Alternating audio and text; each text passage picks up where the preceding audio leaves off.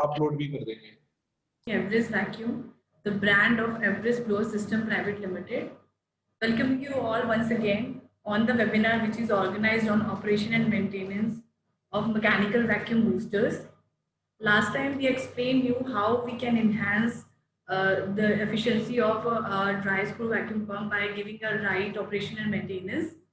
Now, and we also explain you the rule of 2030, and we also explain you by the one of our case study. This time we will explain you about what is the right way to maintain vacuum boosters. So the content which we will cover in this webinar are: first we will explain you what is average vacuum. Then we will explain you about the rule of 2030. After that, we will explain you about the pump buildup and unique features. What kind of pumps we are supplying, and what is the right way of commissioning. After that, we will explain you what we have to do and what we don't have to do with our boosters to get a good result and efficient operation. In maintenance, we will give you a best practice and the common mistake which we always do and how we can lower that kind of mistakes. After that, we will explain you the importance of spare parts availability. In maintenance program, we will explain you about the AMC and the comprehensive plans. Then we will explain you all of these things by one of our case study and what is the right way of operation. Last but not the least, like always, there will be a Q&A session. So I would like to request everyone, please put your question in a Q&A box, and we will try to explain or give you all of your question as per the time permits. So moving forward, I would like to Rakesh Ahuja, who is a GM sales of Everest Vacuum. He will explain you about the Everest. Thank you, Chetna. Once again, a very warm welcome to all of you for having, and we appreciate your taking out time to join us in this webinar. So at Everest, we have a mission statement, and our mission is to provide innovative engineering solutions in the entire range of vacuum by having state-of-the-art technology, optimized design, excellence in R&D, and manufacturing with thrust on training and development of our employees. Continuously expanding our operations, markets, and possibilities of collaboration to service our customers better.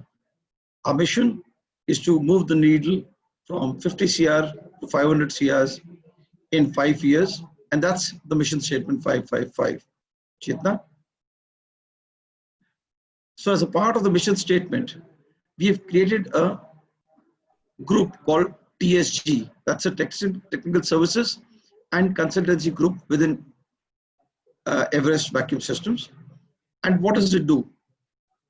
So this has been established with 4 key objectives: selection of ideal vacuum pump of choice in accordance with the process, calculate and optimize operational cost, right sizing of vacuum pump for best results in terms of productivity and cycle time, decide the desired operating vacuum levels for process to get best yield on oblique product quality and most efficient operational costs. Chetna? So what all does our offerings include? Under Everest, we provide solutions towards dry screw vacuum pumps, mechanical vacuum boosters, industrial oblique engineered vacuum systems, liquid ring based, which are also called semi-dry vacuum systems, oil ring based, again semi-dry vacuum systems, rotary vane vacuum pumps and systems. We also have ZLD and MVR, which is zero liquid discharge or mechanical vapor recompressors. And what is our promise? Our promise is clean, reliable, and sustainable vacuum, improved product yield, deeper and consistent vacuum, cost and space saving by right sizing, reduced batch cycle times, and reduced operational cost. Once again, warm welcome to all of you. Back to you, Chetna.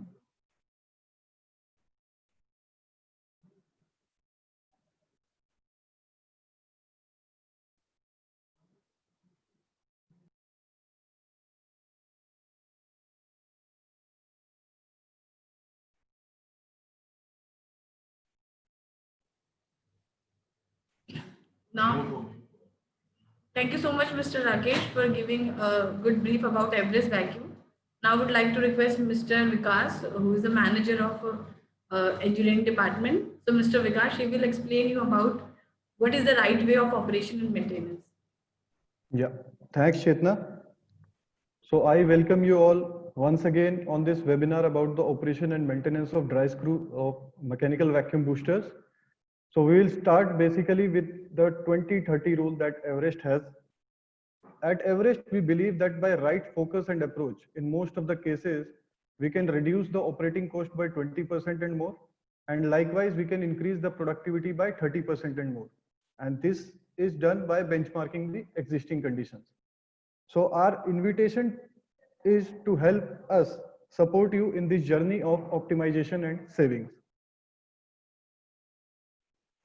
Now we'll start with a brief introduction. What exactly is a mechanical vacuum booster? So these are used in growing number of applications where faster pump down times are required and where environment and energy usage concerns prevail.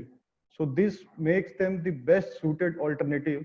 In fact, there is no alternative available which can replace these mechanical vacuum boosters.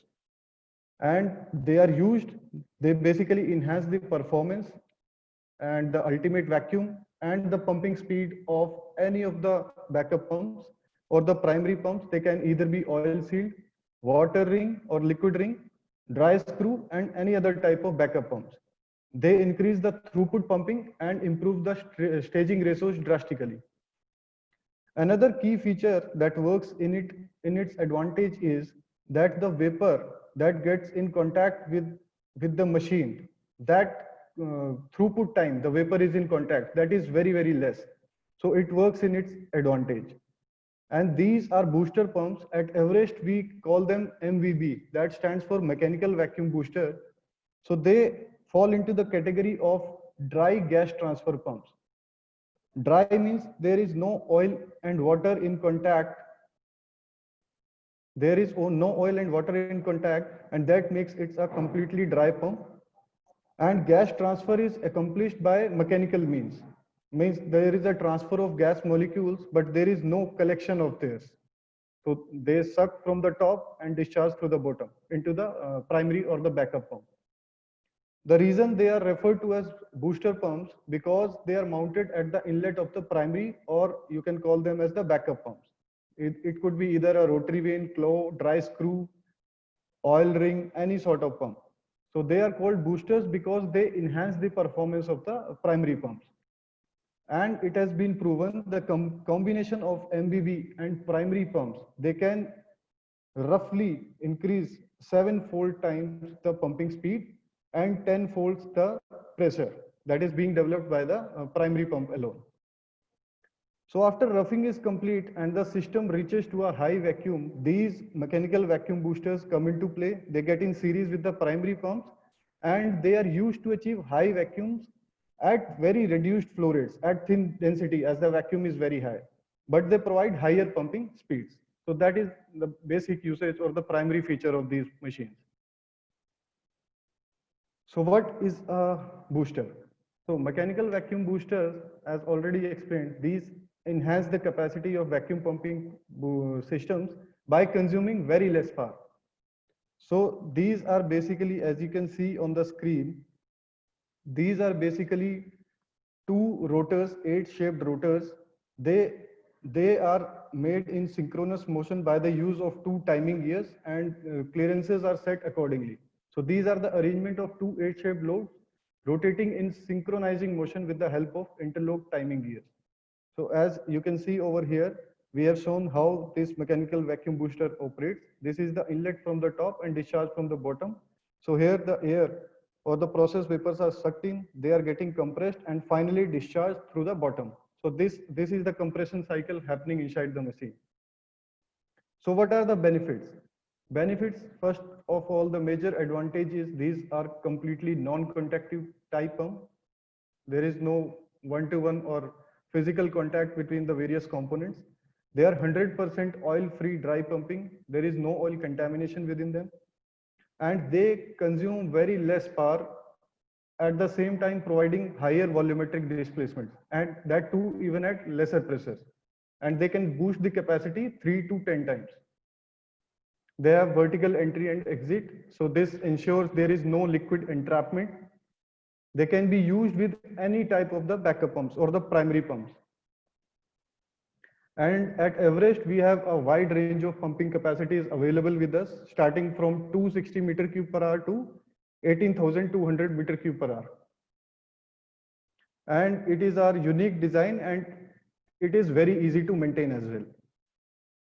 Now, another key feature is it has very low power consumption ratio, that is meter cube per kilowatt, as opposed to other type of vacuum pumps. And as already explained, these provide higher volumetric displacements even at lower pressure. This means there is a considerable reduction in pump downtime by usage of these machines. And in gas/vapor loads, dry pumping is the most appreciated. And our rotors are dynamically balanced, which results in very low vibration and noise levels into the machine. So why do we use a mechanical vacuum booster? So as you can see on your screen, there is a bell-shaped curve. So as in Everest, we call them that bell-shaped curve means that it will reduce your process time to a lot of extent. As you can see on the screen, on the x-axis, it is the pressure in millibar or torr, and on the y-axis, it is the pumping capacity, pumping speed in meter cube per hour. So you can see a mechanical vacuum booster, to start, it needs some cut-in pressure or the pressure at which the booster will start. So herein we have considered a dry screw vacuum pump, wherein it starts from atmosphere and brings the vacuum down to say 0.1 torr. So at around 100 torr, we automatically start the booster. So you can see via this line, it provides a volumetric displacement of around 3000 meter cube per hour. And at the same time, it is providing the pressure around 1 torr. So it is providing such a high volumetric displacement even at lower pressure. So that is the advantage that this machine has got. What advantage this provides is it reduces the process downtime to a lot of extent, because it boosts the pumping capacity as explained multifolds. So this bell-shaped curve, this reduces the process time. Now coming into the details, in many vacuum systems where the chamber is large and has a large internal surface area, so that chamber load adds to the additional surface area. So the pump down can be slowed substantially when the pressure within the chamber drops to a range where the vapor molecules on the surface start to dissolve and have to be pumped away. Now typical vacuum pumps, they have fairly constant pumping speed at somewhere around 50 torr. So when we go below 50 torr, what happens is they tend to reach to their ultimate vacuum, and at ultimate vacuum the effective pumping speed is 0. So it is not possible to pump away the vapors from the chamber. So if the vacuum system only uses a vacuum pump, when the vapor starts to dissolve, the rate of pressure drop will slow as the mechanical pump works at pumping away the large volume of vapor. So this will result into a long pump downtime, which will increase the process time as well as the overall cost of running the process. So what is the solution? To handle this large vapor load, a vacuum pump is required that has the bell-shaped pumping curve, because it is providing a high pumping speed in the pressure range where the water vapor is being generated. So that the vacuum pump which meets this demand is the Everest vacuum booster. From the pumping speed from 10 down to 0.01 torr, it provides a high volumetric displacement. So on average, a mechanical vacuum booster pump will increase the system pumping speed by around 10 times. These pumps, moreover, are controlled by an advanced electronic drive that is programmed in closed loop feedback to the electric motor, which continuously monitors its current and varies its frequency to ensure optimum pump down speeds for higher throughput and low process time. So this is the reason why we should be using a mechanical vacuum booster.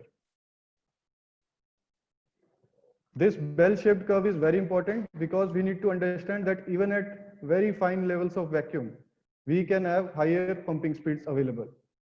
This is the unique feature that this mechanical vacuum booster has. Now at Everest, we have the mechanical vacuum booster supply with the VFD, and what are the advantages of the same? So pumps with electronic inverter drives results into faster pump downtime.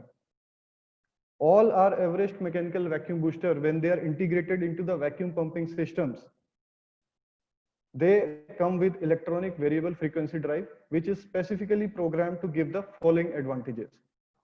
So by usage of these VFDs, we can cut the pump downtime time by approximately 50%.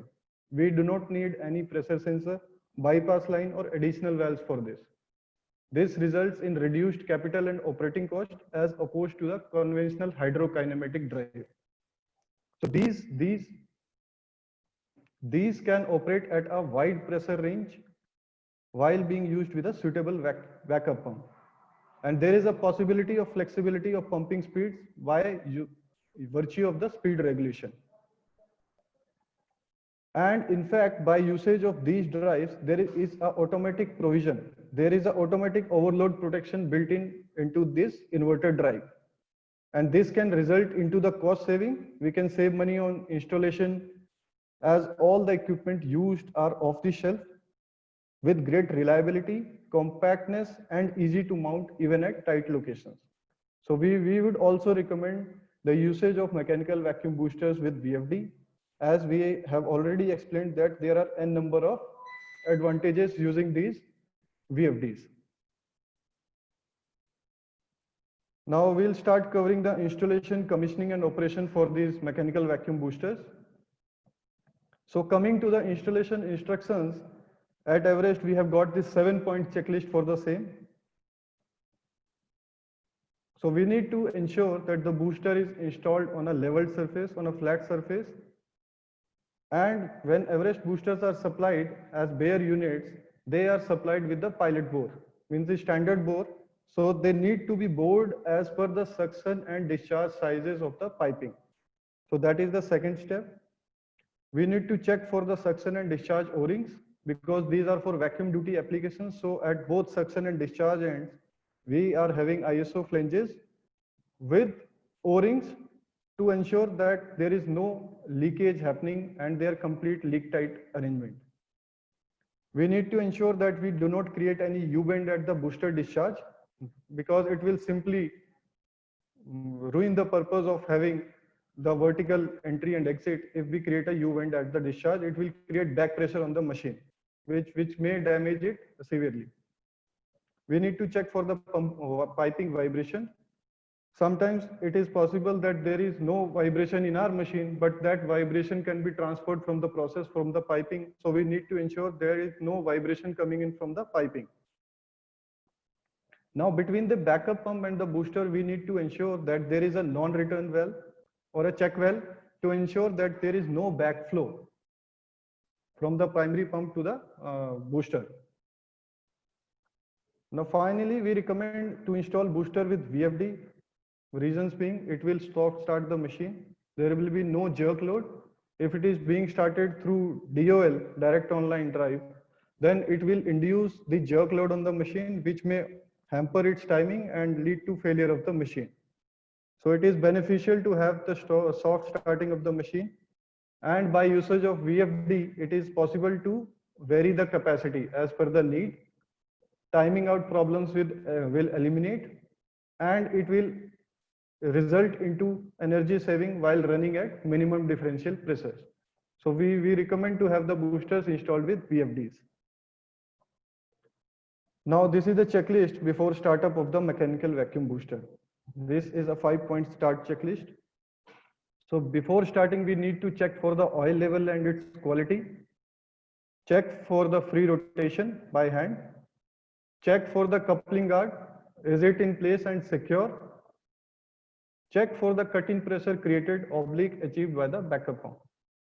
So it is, as the machine name itself specify, it is a mechanical vacuum booster. It will boost the level of vacuum created by the backup pump.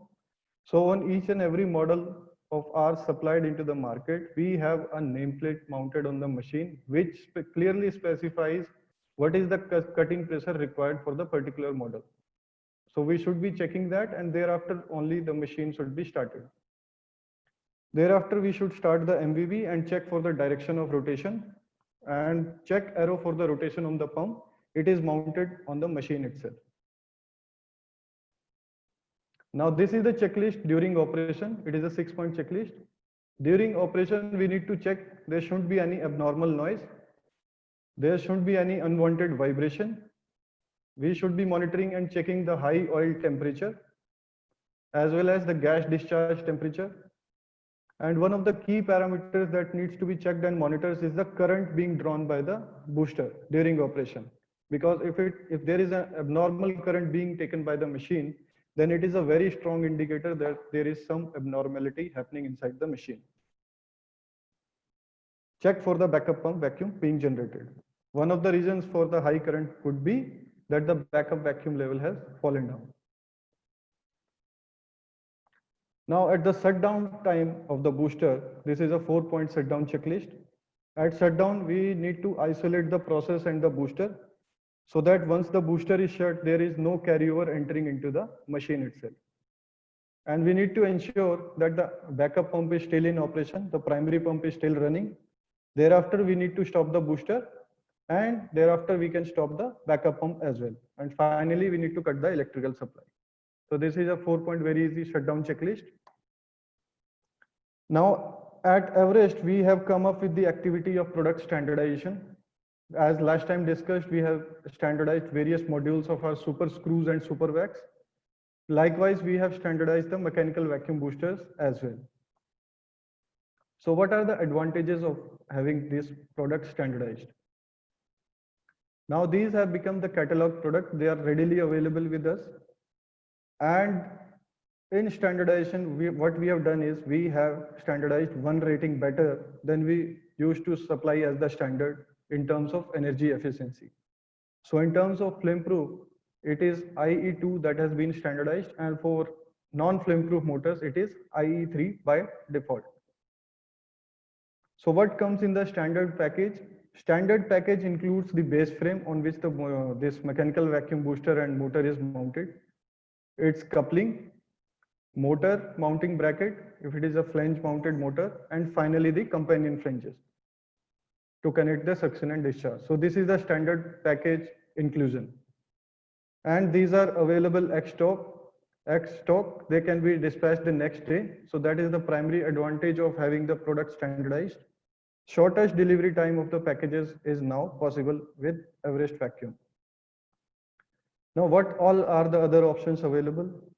With boosters, we can have peak coating of 40 microns, electroless nickel plating of 20 microns.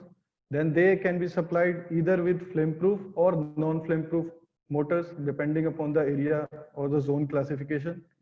And finally, they can be supplied either with or without VFD panels as well. So this is the product standardization that Everest has done with the mechanical vacuum boosters. Now coming to the maintenance parts, the best practices and the most common mistakes. There are 3 golden points for this machine's healthier operation. First is the solvent flushing. Second is the nitrogen inlet purging, and finally the cooling water module that is available in some models. So this is the solvent flushing module. It is basically a tank wherein we fill it with the flushing agent or the cleansing agent that cleans away the impurities or the carryover material being entered into the machine. And there is one automatic actuated solenoid valve that comes into play when we need to clean the machine of the contaminants.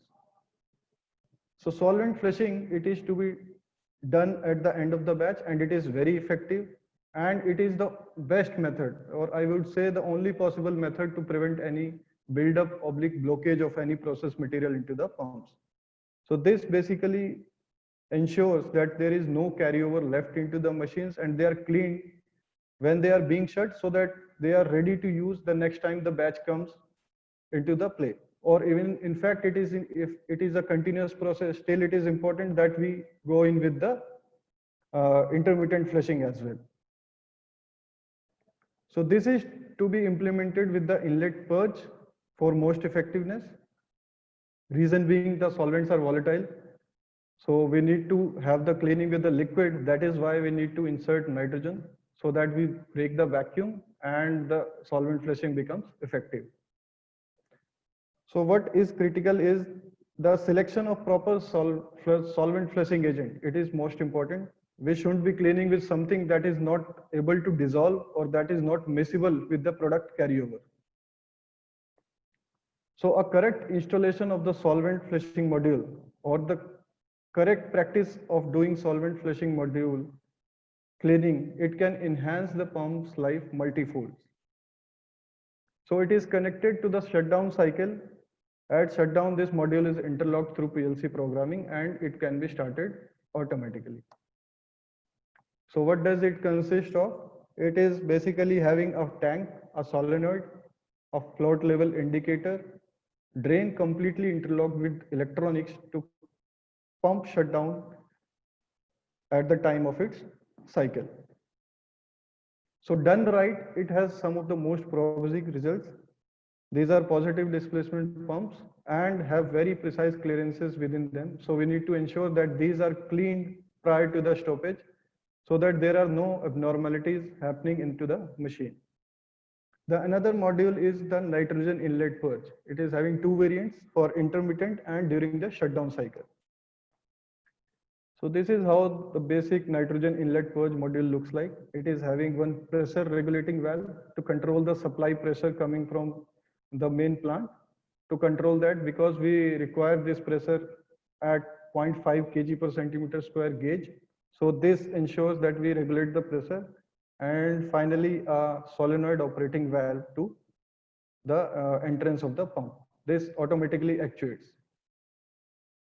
So how is it to be used with solvent flushing? It ensures that it is effective because it ensures that there is no phase change of low boiler solvent from liquid to vapor under the high levels of vacuum. Now this solvent is used to clear and flush the process buildup accumulation from the pump internals. This cycle is thereafter either done periodically. If it is done periodically, it can be termed as intermittent flushing, or if it is done at the end of the process, then it is termed as the shutdown purge. So what is it? It is basically a short burst of gas for a couple of minutes at a flow rate of say 300 LPM, liters per minute at 0.5 kg per centimeter square gauge pressure. So the module consists of a pressure regulating valve, solenoid pressure gauge allied tubing interlocked through the programmable logic onboard controller. It is also coming into the play when we are finally stopping the pump towards the end of the process. So this at that time ensures that the pump from inside is completely dry and it removes any leftover pump carryover into the pump at the end of the solvent flushing. So it ensures that the machine is completely dry and it is fit for use towards the next batch. This is another variant that Everest has. We have certain cooling water modules available in our mechanical vacuum boosters. This serves the purpose of lubrication oil cooling. As you can see, there is an oil chamber wherein inside it is having a cooling coil. From one end, the water is being entered, and from the other end, it is going out. So this ensures that the lubrication oil is cooled. It maintains the lubrication oil properties even at higher temperatures. This directly enhances the life of the machine even working at higher temperatures. The utility required is only 5 to 25 LPM. This varies depending upon the various models of the boosters that I'll be covering later on. And by having this cooling water module, boosters can be run at 120 degrees centigrade into continuous operations. So this is the advantage of having the cooling water module into the mechanical vacuum boosters. Now this is the booster inspection schedule. It is also available in the operation and maintenance manual of the mechanical vacuum boosters. But it is very important. It needs to be practiced and followed religiously. So there are certain parameters that need to be checked daily, some on monthly basis, quarterly, 6 monthly and yearly. So what all needs to be checked on daily basis is what is the motor amperage? What is the current being drawn by the machine? Because any change in amperes, it can specify that there is some abnormality happening. Same is with the rotation. Is the rotation smooth and direction correct? We need to check for the suction and discharge pressure. Is it as per the specified or the specifications of the machine? Is there any abnormal sound or vibration? Any excessive oil or water temperature? And is oil at the proper level? So these needs to be inspected on daily basis. Now on monthly basis, we need to have the inspection for the coupling, for the oil level. If oil level drops rapidly, then there is some problem with the seals inbuilt into the machine. We need to check for the color. If it is dark, we need to replace it. On the quarterly basis, we should be checking the suction and discharge piping. Is there any accumulated scale or dirt or any leakages into the pipelines that have incurred? For 6 monthly, we need to check for the piping, inspect for any damage happening to them. On yearly basis, we need to check for the internals of the machine. That means the casing and the rotors and the lip seals, gears and other parts. So this is the basic booster inspection schedule. Now this is the recommended spare part list by us and what is their change frequency. So at Everest, we have two different types of models, type A design that is with lip seals and type B that is with the piston ring design, labyrinth seal. So at 6 months, we recommend to change the lubricating oil, to have the suction and discharge O-rings and oil fill and drain fill O-rings to be changed. Now coming to the 1 year, apart from this 6 months spare, we should be having the lip seal and the O-ring kit available. This needs to be changed. And the bushes on which the seals are being run at 4500 hours. For 2 years, what additional comes is the bearings and gears and the complete overhauling of the machine comes at 9000 hours. Now coming to the type B design, it is having at 6 months lubricating oil, suction and discharge O-rings, oil fill and drain plugs. In addition to it, at first year, we need to have the piston rings and the pistons and the O-ring kit. And the bushes and oil seal, they need to be replaced at the 4500 hours. Coming to the 2 years, in addition to these, we need to have the bearings, NRV and gears and the machine to be completely overhauled at 9000 hours. Now we all know that timely maintenance and preventive health checkup, it is a must for any healthy equipment. So at Everest, we understand its importance, and to support and deliver exceptional satisfaction, we have aligned for the following. We have off-the-shelf standard periodic kits as mentioned above, available with us anytime. They are ready stock. Then we have got special comprehensive maintenance contracts also with us to ensure maximum uptime and operating efficiency from your vacuum pump throughout its life cycle.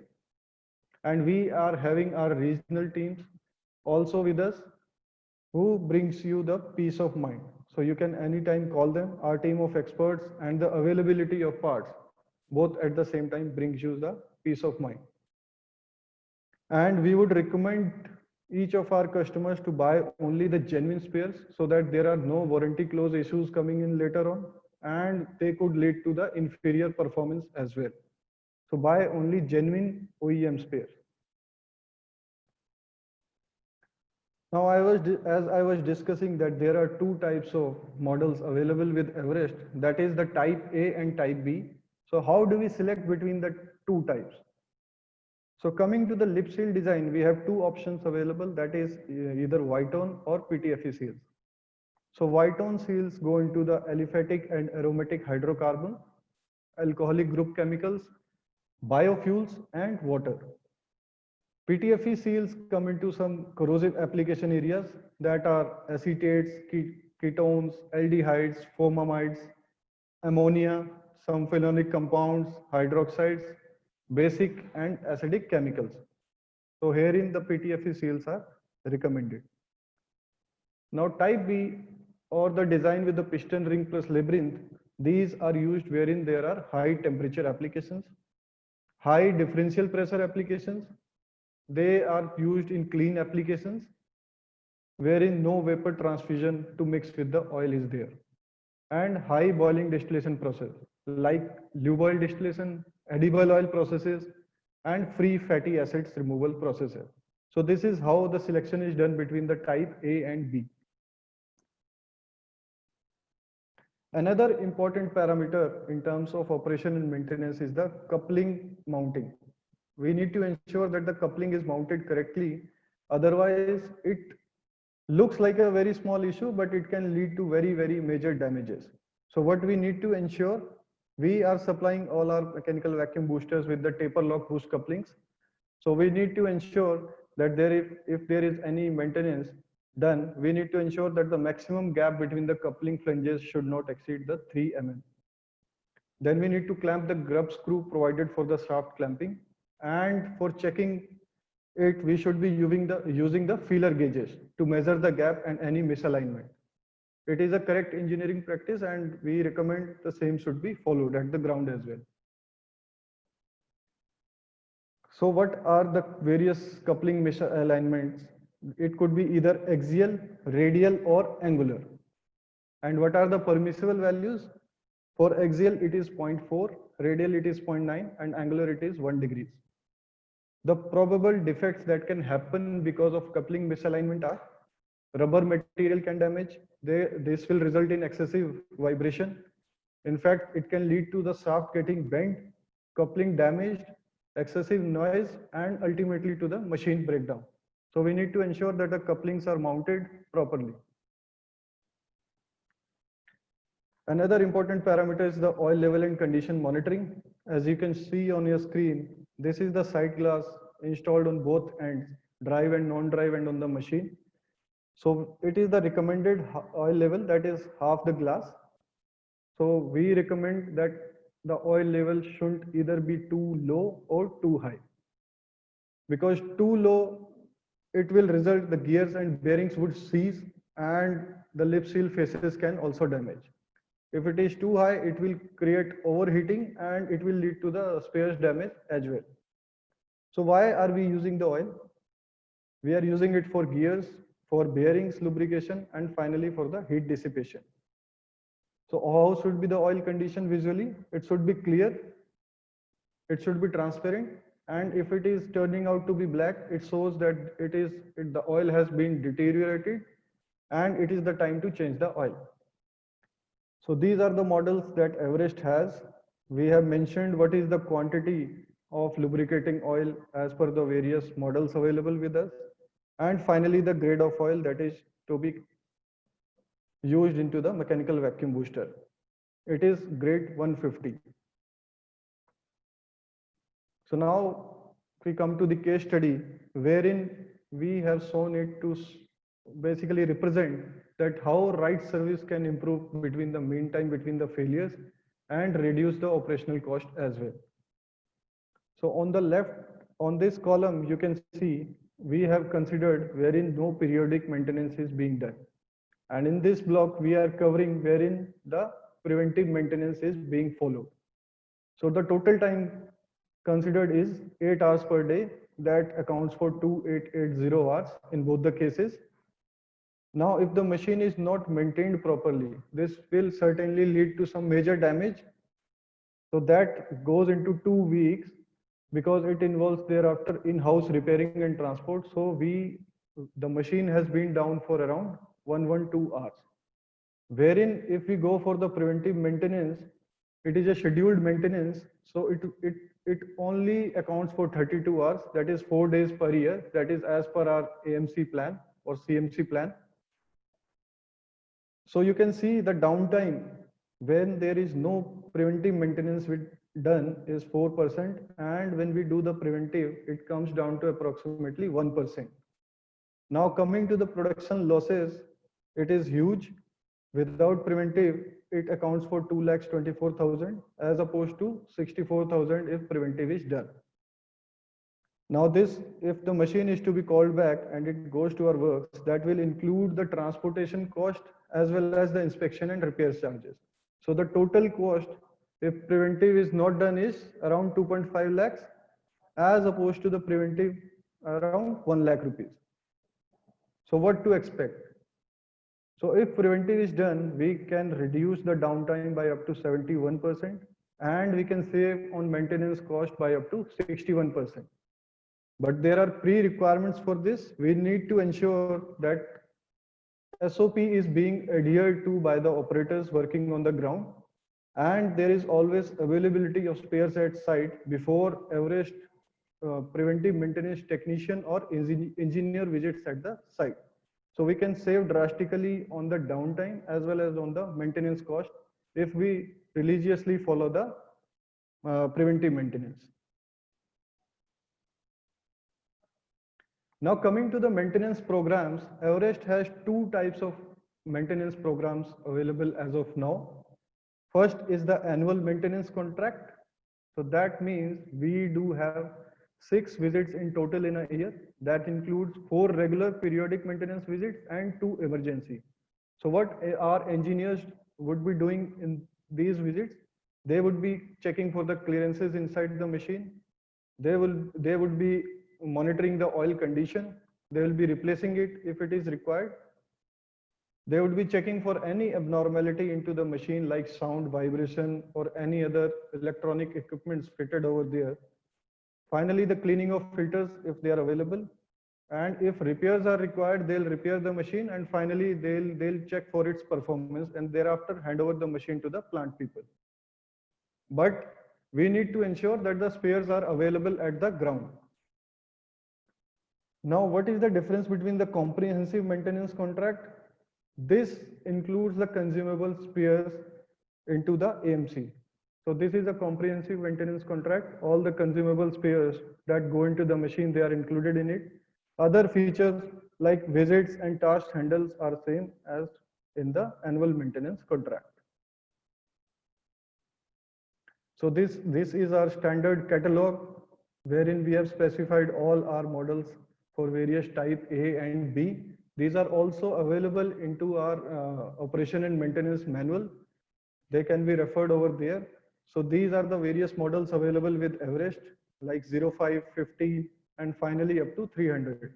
So these are the pumping capacities which start from 400 and finally go up to 18,200. We have also mentioned what is the differential pressure permitted across the various models. What is the connected power?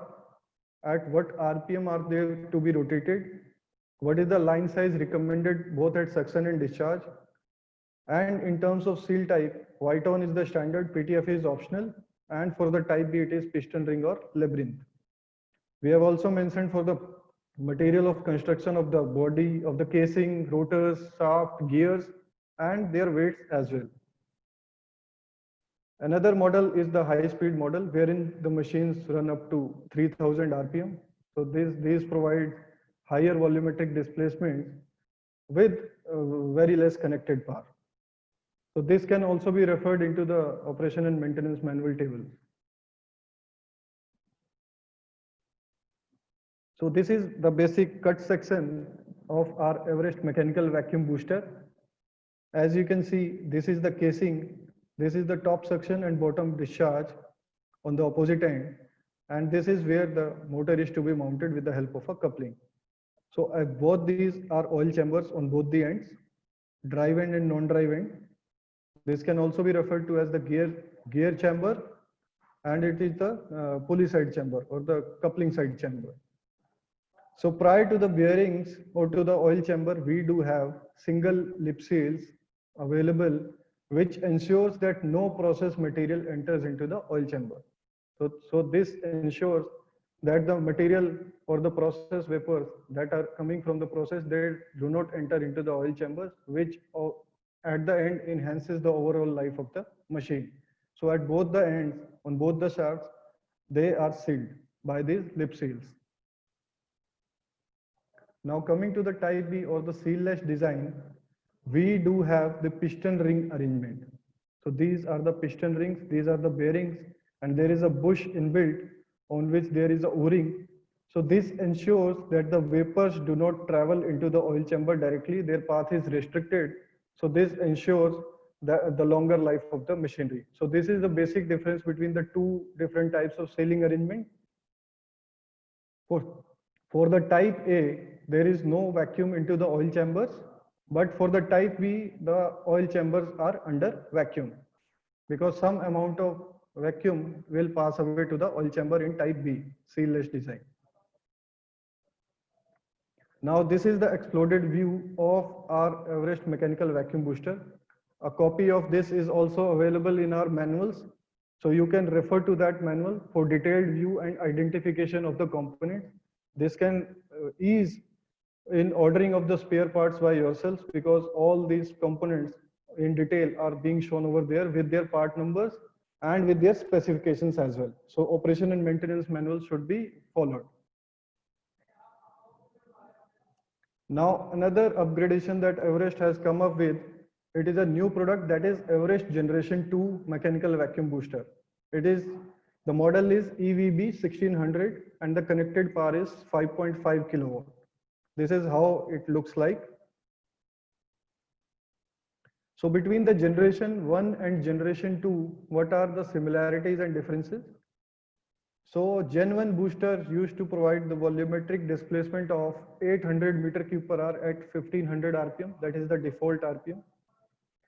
It used to be mounted with 5 HP or 3.7 kilowatt, flange mounted 4-pole motor. The maximum differential pressure it used to cater was 60 millibar. Likewise, the maximum temperature was 110 degrees, 110 degrees centigrade.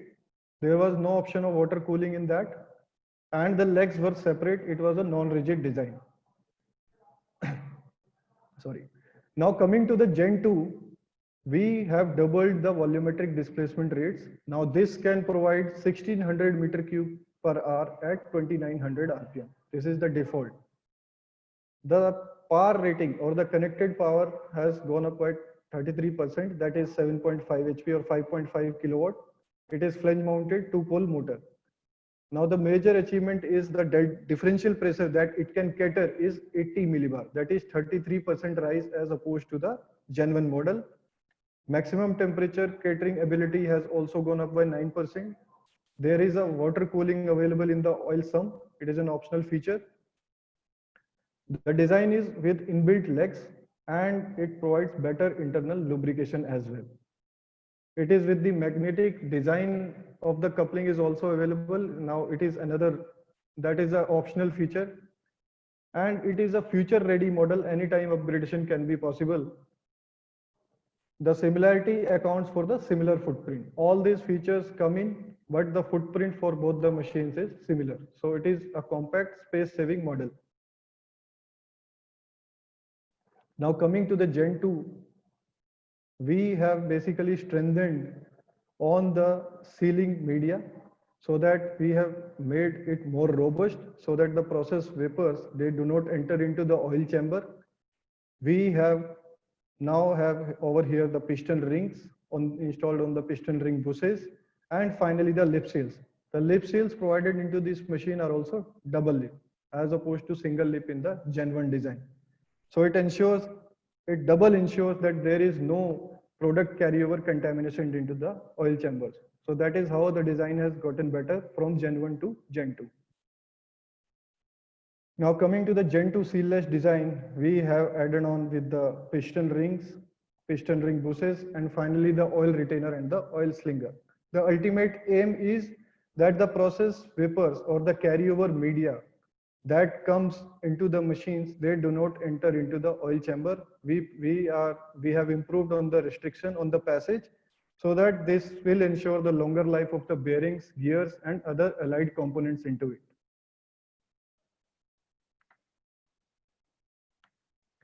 So in line to our mission to continuously provide innovative engineering solutions to our customers, we at Technical Services Group, Everest Vacuum, have initiated a program wherein we let you to invite us to audit your process and provide our expert opinion to you what would have been the most efficient way to conduct the process.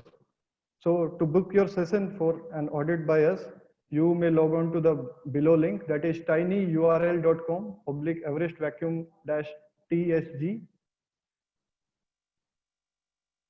So we would like you to avail this facility.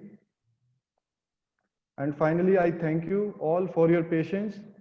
And I think this session would have been of purpose to you, as we expect that this would result in your increase of productivity and would lead to minimum downtime. Thank you.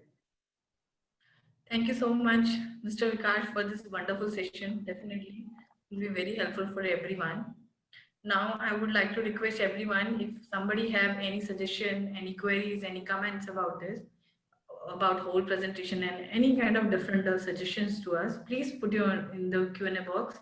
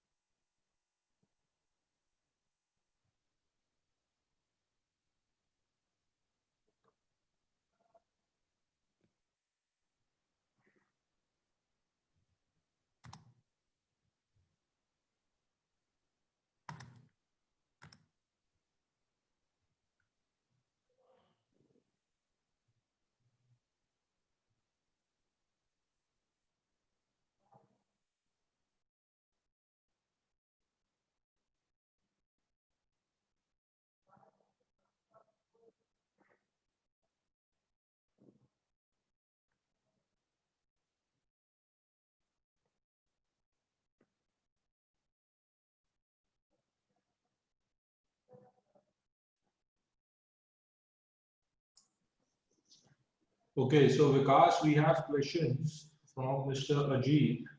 Okay. His question is, this vacuum system is applicable for continuous distillation column? Yes. And would you like to add some more to this? These machines, in fact, these mechanical vacuum boosters are already being used for continuous duty applications at many different areas and with many clients of us as of now. So these can be used into the continuous duty application. And he has posted a follow-up question as well. And how will the flushing happen? Now there is a separate module for the solvent flushing module. When it comes to the dry screw vacuum pump, there is an inbuilt module that is by default that comes with the pump. Whereas for the mechanical vacuum booster, that comes separately, means that can be supplied as per the requirement. And if we are supplying the customer with the complete vacuum pumping system, then by default we'll be catering to that, because generally these boosters won't require the solvent flushing, because the entire carryover that goes to the backup pump. So their cleaning becomes utmost necessary. But if in some cases the boosters also encounter those issues, then those modules can be retrofitted into these areas as well. Okay, thanks. And there is another question, that how do we decide on how to size a booster pump? Okay. So there is the calculation that goes into, we need to have the vapor loads or the non-condensable loads coming into the machine. So you may either provide us with your connected volumes. So based on that, we would calculate the air leakages at our end. And if there is certain losses happening into the solvent at your end, so they account for the vapor loads entering into the machine. Another parameter that goes on is the incoming vapor temperature. So, and finally, what is the vacuum required into the process? If we do have all these parameters, then thereafter we can calculate the capacities, and that is how the sizing is being done for calculations. Okay, thank you. I hope that has answered the question for this gentleman. Otherwise, you can contact us, and we would be more than glad to help you out with the sizing of the booster. There is one more question which says, there is oil contamination at regular intervals even after repairing. what can be the cause and what is the suggested solution? Now, first of all, we need to understand whether it's a type A machine or the type B machine. If in any of the cases, if it is a lip seal design and contamination is happening, that means that there is something wrong with the internal sealing arrangement. The lip faces might have veered off. And if it is into a type B design, then we need to check in for the piston rings. So in both the cases means there is some problem with the sealing faces. That is why the contamination is happening. Okay.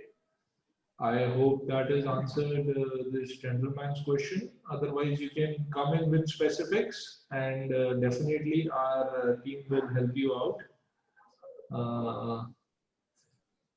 Next question is, you have spoken about Gen 2 boosters.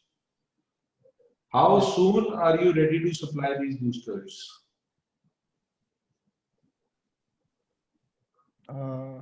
We are going to have the global launch for this product by mid next year. We would be launching this product into the commercial market.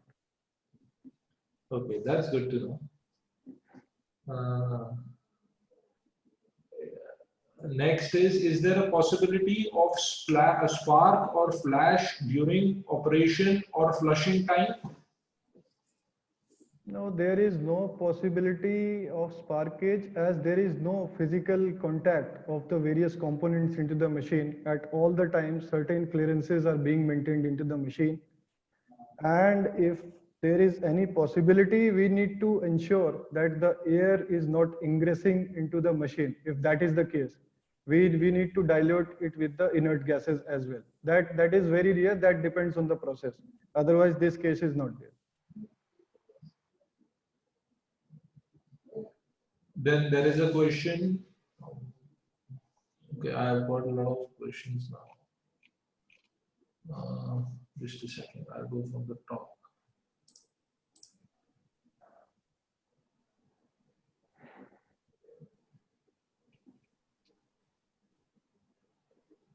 In application of edible oil, is it necessary for any special consideration to maintain system in good condition? Yes, we would recommend to have some inline filters prior to our machines. So that minimizes the carryover or the particulate matter entering into the machines. So there are filter arrangements available with us. You may approach us with the specific details. We will be able to help you out. And would you like to elaborate on type A or type B design also for this application? Which one would be better suited? For edible oil, I think we would be going with the type B design because it is the oil that would be coming into the process. So that makes it beneficial, or recommendation from our side would be to go with the type B design for this particular application. Okay, I think that should have answered this gentleman's question.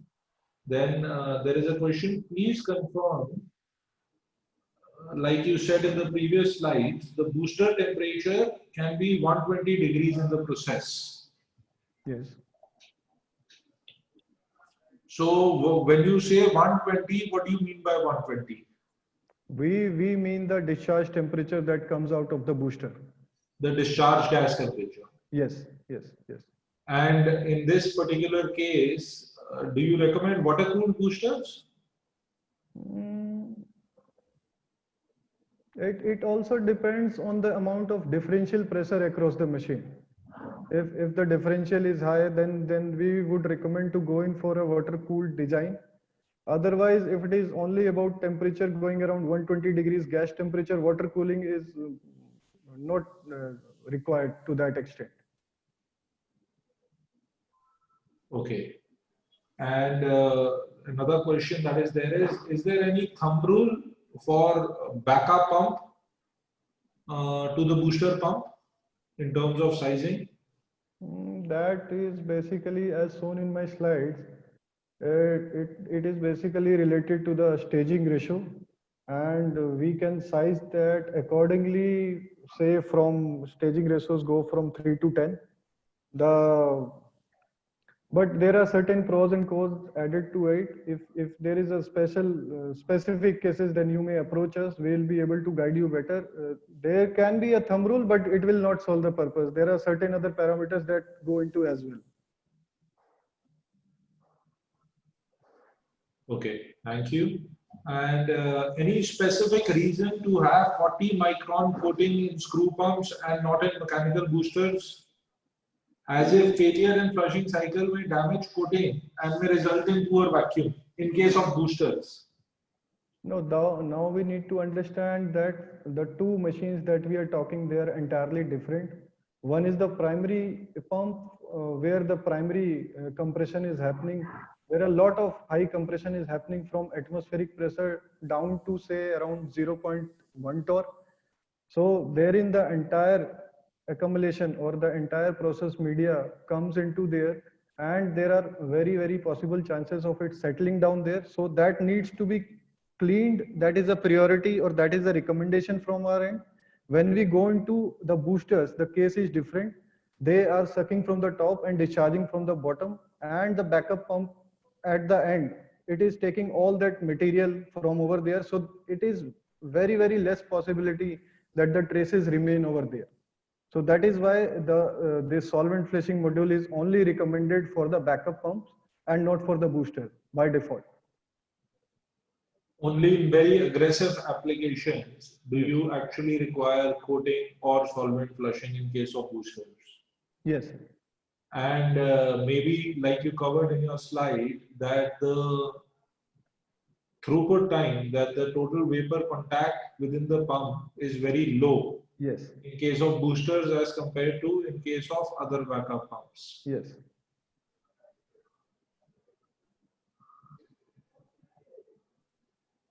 Then I think there's a gentleman who says he's using a high vacuum watering pump which generates 10 torque. Is there any pump for application? Please confirm. So what I understand from this question is that can we have a standard backup watering pump being run behind the booster and booster generating the vacuum? Say a backup pump is giving 30 torque, can a booster come down? And if yes, then how much? Approximately by 10 times in terms of pressure. In terms of pressure. Yes. So if you are saying it is 30 torque, yes, is the vacuum that is being generated by the backup pump, yes, booster will give you up to 3 torques. yeah, exactly.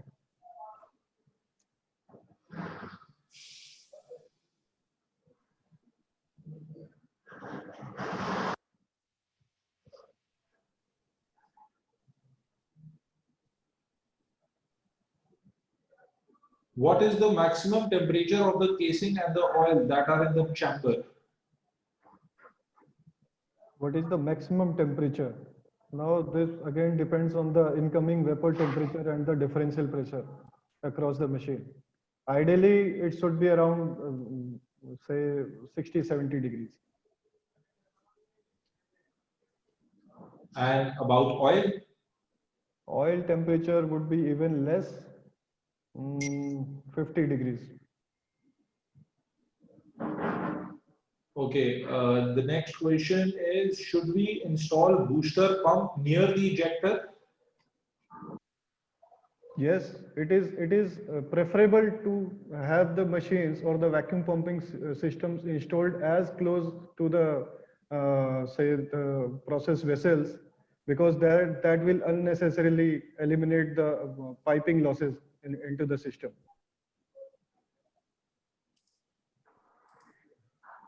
Then the question is, what is the minimum time for changing of oil if there is no contamination in oil in This clean I applications? already covered. It is, we recommend to change it around 6 months.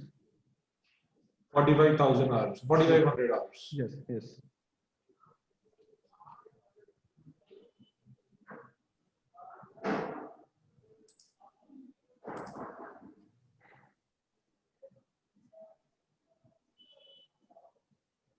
Have you designed any booster pump working at low pH between 3 to 4?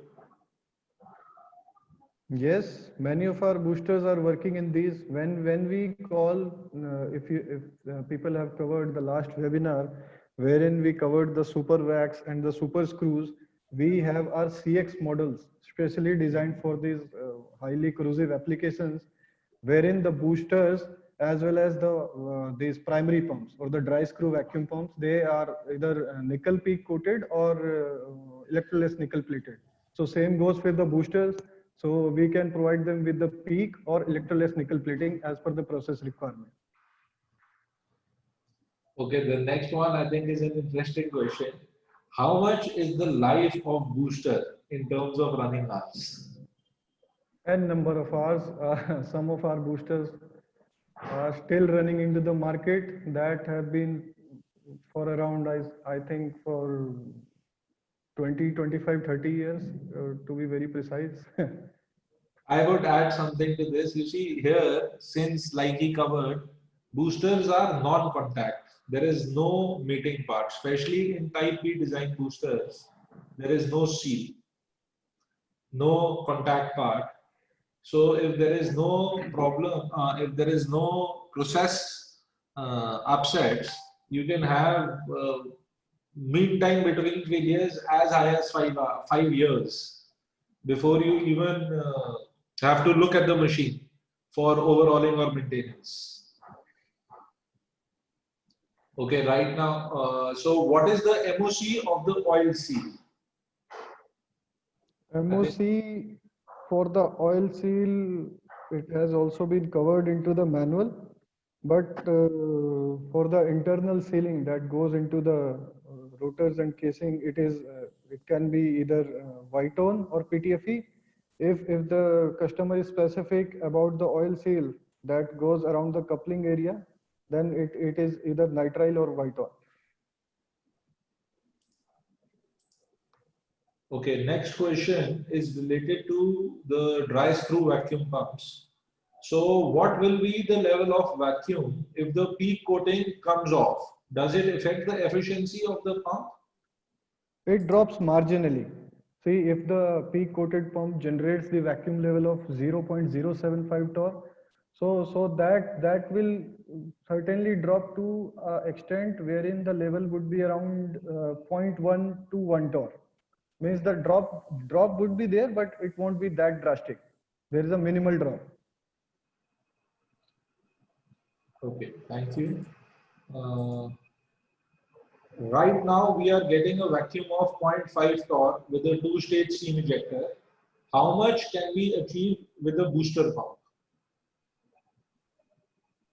Same goes for this as well. We can anticipate that by having one booster installed, it can reduce the pressure by 10 times, approximately. So if we install a booster on top of these two steam jet ejectors, Yes. from 500 millibar, this approximately 500 millitorr, you are saying we can go down to 5 millitorr, 0.05. Yes. Or 0.05, yeah.